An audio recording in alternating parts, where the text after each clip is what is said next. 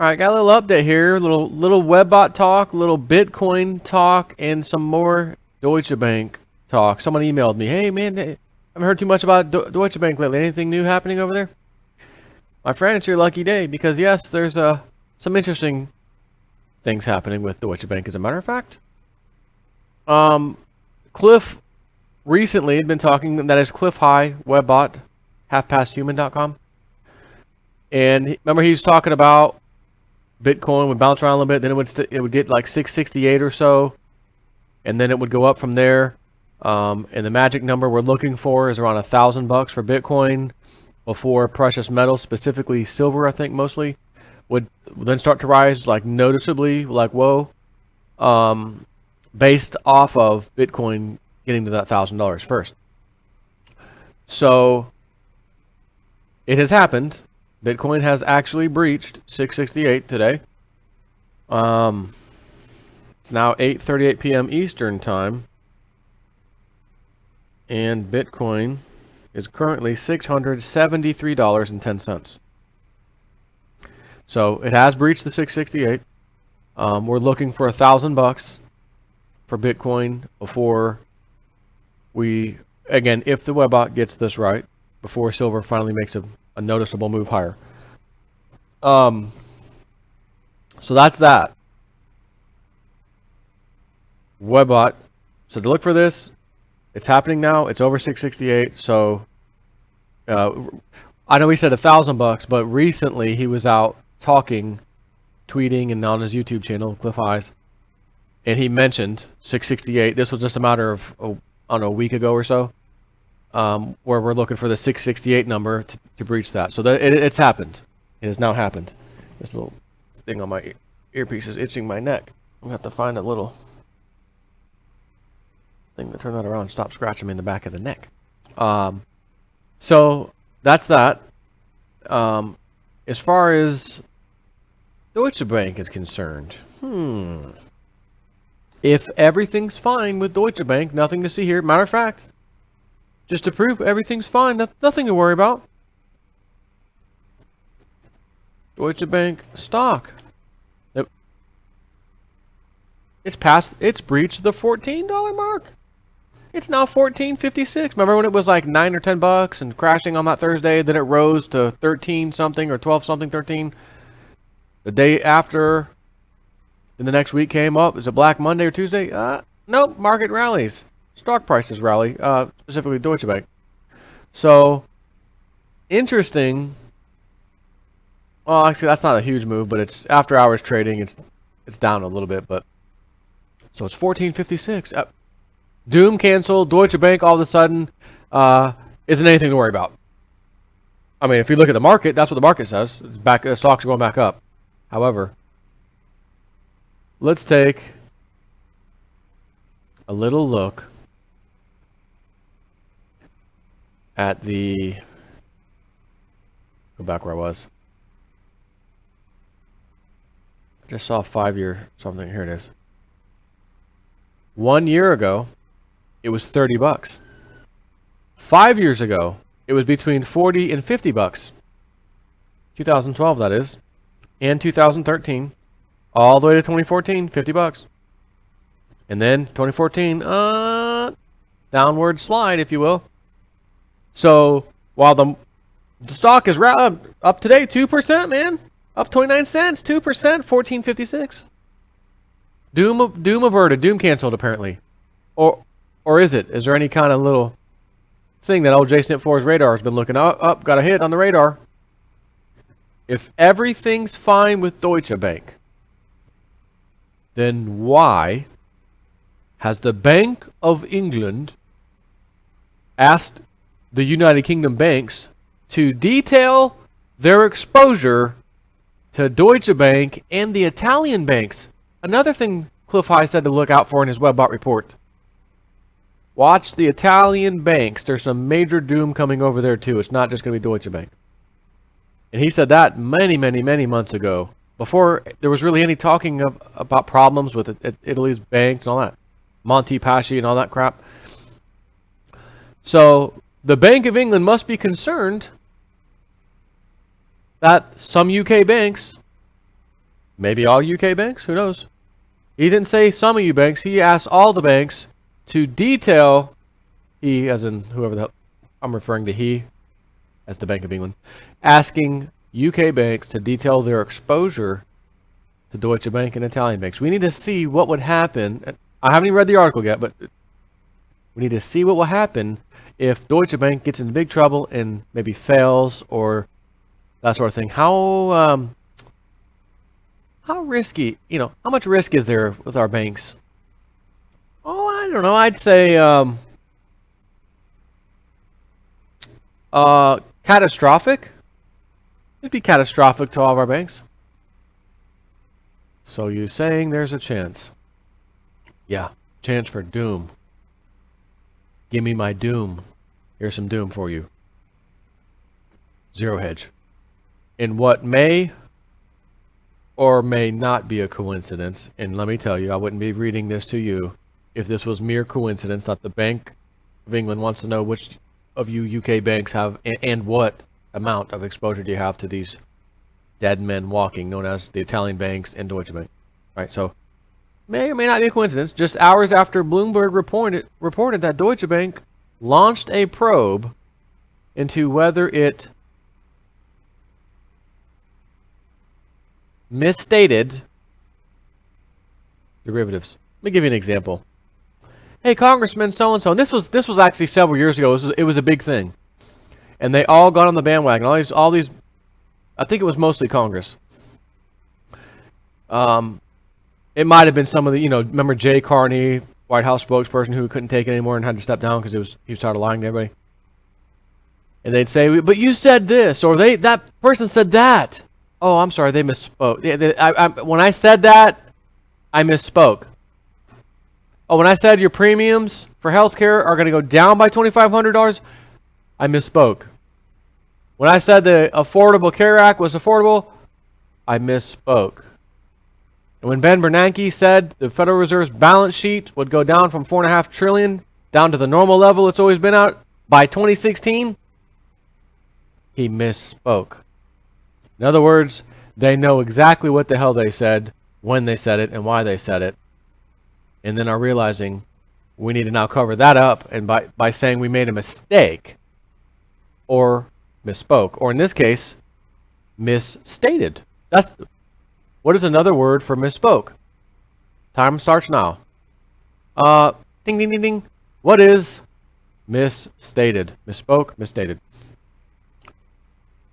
So anyways, just hours after Bloomberg, may or may not be a coincidence, just hours after Bloomberg reported that Deutsche Bank launched a probe into whether I'm going to launch a probe into myself. I'm going to probe. I know there's allegations that I might have parked some money offshore illegally. You'll be happy to know I've opened up an investigation. We are now probing to see if I actually did that. Oh, who's the agency that's going to do the probe? Oh, no agency. I'm going to do it. I'm going to do it. You're going to probe yourself. Don't answer that. So, it's being probed, its own self, whether it misstated derivatives. Considering there was 50 something now trillion on their balance sheet, I think they might have misstated a little bit, small smidgen. The derivatives moments ago, as the Financial Times reported that the Bank of England is seeking details from large British banks on their current exposure to Deutsche Bank and some of the biggest Italian banks, including Monte dei Paschi, the one I just told you about, amid mounting market jitters over the health of Europe's financial sector. Jitters. Mounting market jitters. I'm sorry, is the market alive?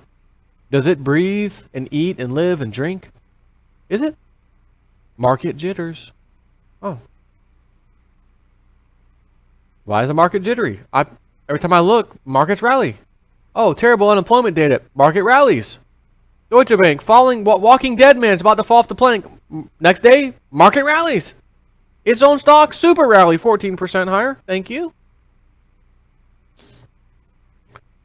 The Financial Times notes that the request was made in recent weeks by the Bank of England's Prudential Regulation Authority, as investors sold off Deutsche and Monte Paschi, both of which have been the subject of scrutiny over their capital levels.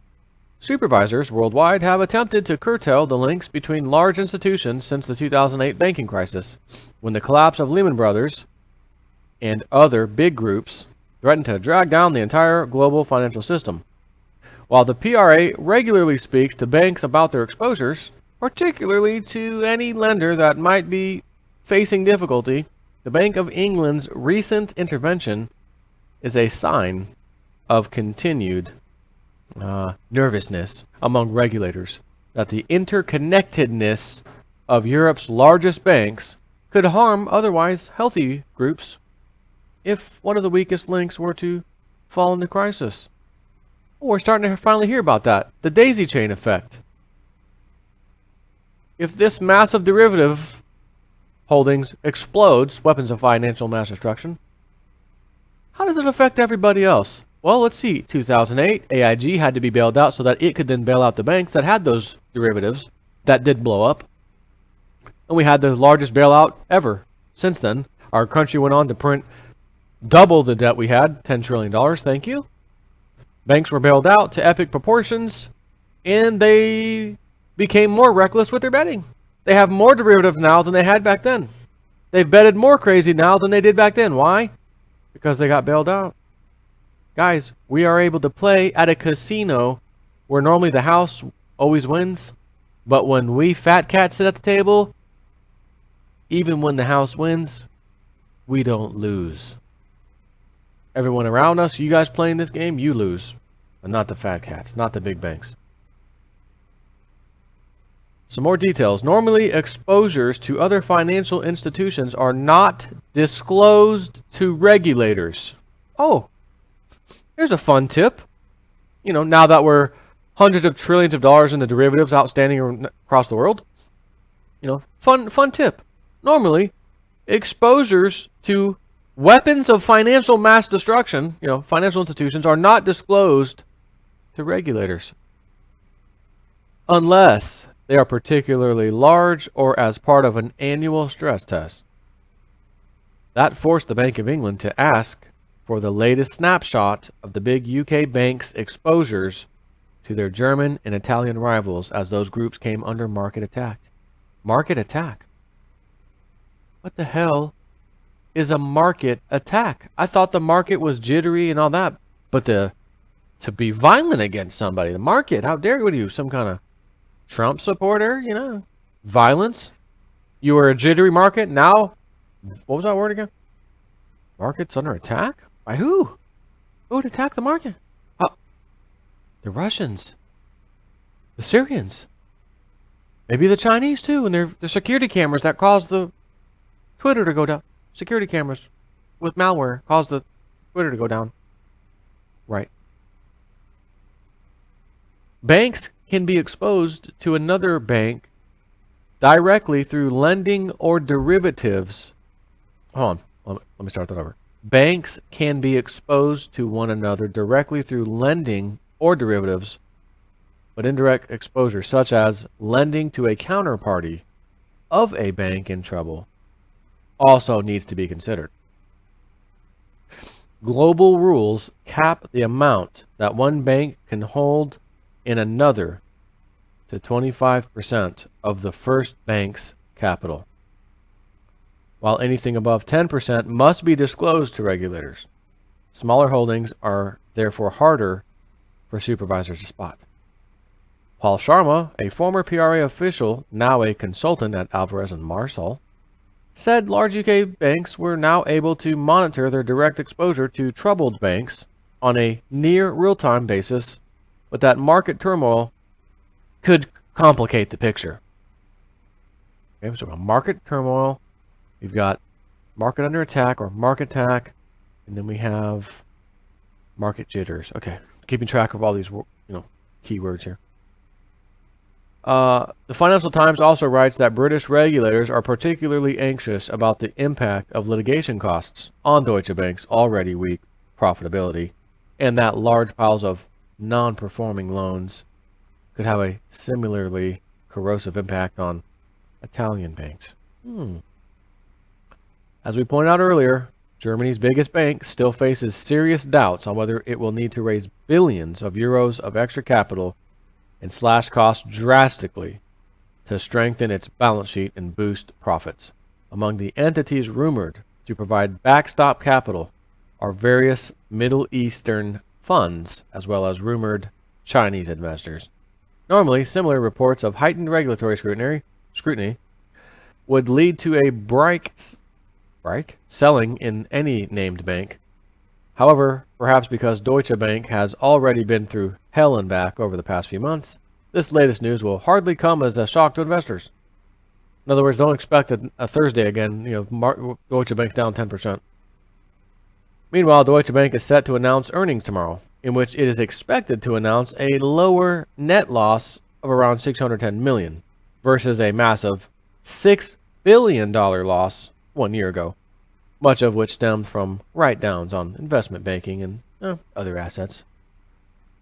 At this time last year, Deutsche Bank was kicking off its new multi-year overhaul under Chief Executive John Cryan. This quarter's loss is expected to be largely due to another large major litigation provision ahead of a potential settlement with the Department of Justice. Analysts are split on precisely how much the bank will set aside, but their forecasts range from $250 million to $1.5 billion, according to a census report compiled by the bank. Analysts also expect third quarter revenues to be $7.1 billion, according to a consensus of 17 analysts' estimates compiled by the bank. That compares with $7.3 billion a year ago. But hold on a second. You're expecting revenues to be $7.1 billion compared to a year ago, $7.3 billion. But also last year, a year ago, you lost $6 billion in losses. So, long story short, the Bank of England is concerned about its banks in the UK being exposed to these walking dead men known as Deutsche Bank and the Italian banks. And they want to know, how much are you exposed to them? I wonder what the amount's going to be. Because I can tell you one thing, no matter what the amount is, how they derived that amount to give to the regulators, or in this case, the Bank of England, will be something that I've said about 400,000 times. Cooking the books. We need to cook these books so that the numbers don't look nearly as bad as they are to give to the Bank of England. We don't want them to see how awful this actually is. And like when I come home, my wife has to feel out, am I in a bad mood, good mood, before she tells me the bad news. She has to cook the books. The cat was in the closet. You know that closet that the kids play in? Yeah. Somehow one of the cats got in there, was in there all night. Okay. Yeah, go ahead. Kind of scratched up the carpet.